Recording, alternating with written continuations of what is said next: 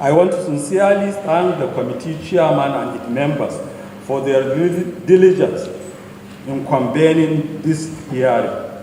The 10th House of Representatives holds the judiciary in the highest regard as an independent and co-equal arm of government.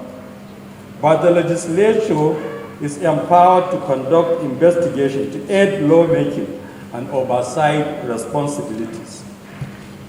This public hearing is a direct exercise of that constitutional mandate.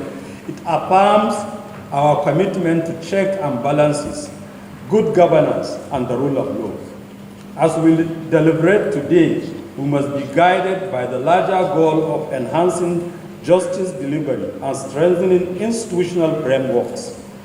The importance of these bills lies not only in their legal content, but also in their potential to reshape how justice is assessed and administered within the FCT. Well, there are two bills actually. One is to increase the number of judges in the FCT to at least no less than 100. We all know that the federal capital is expanding every day. People are coming in. Wherever you have so many people, you expect to have some disputes. So the burden of the cases on the present number of judges is very, very cumbersome.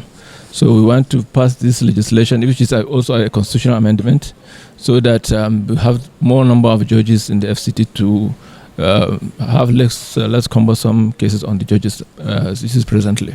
Then the second one is to establish lower courts, magistrate courts at the lower level.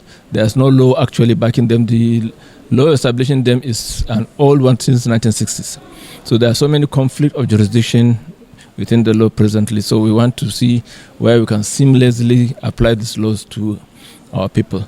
And don't forget that if we don't have this kind of laws, there will always be conflict of jurisdiction, people challenging the court. So I think it's very important we have these laws. My only comment will be with respect to section 16 of the printed version I have. I don't know whether it is the same with the soft copy version, but if my understanding is that there is already in place an FCT Customary Court Act, which has given powers to the FCT Customary Court to adjudicate the matters of customary court, then my suggestion is that we should expunge section 16, which gives the FCT District Court powers to apply customary laws. If you also take the cognizance of the fact that section 15, I think, has earlier made provision that it can apply principles of common law and equity, and then also now saying it should also apply principles of common law, that may create a problem. And to avoid conflict of jurisdiction, as that would also implicitly suggest that since it can apply principles of common law, then it can adjudicate on common law issues.